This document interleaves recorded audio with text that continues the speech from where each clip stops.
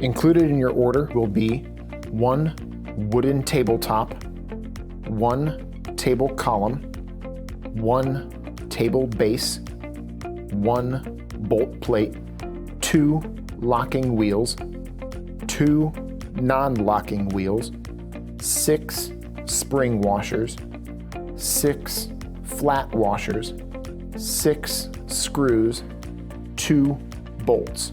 You will need a 1 1/16 inch socket or wrench and Phillips head screwdriver for this assembly. Step 1, turn the tabletop over so the screw holes for the table column are facing up.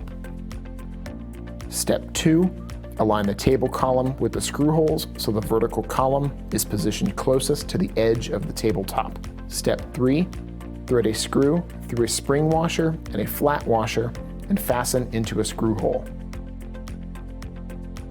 Step 4, repeat step 3 for the remaining screw holes on the tabletop.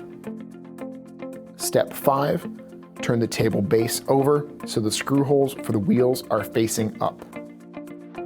Step 6, attach a locking wheel into the table base closest to the table column and a non-locking wheel into the table base furthest from the table column. Step 7, place the bolt plate over the bolt holes.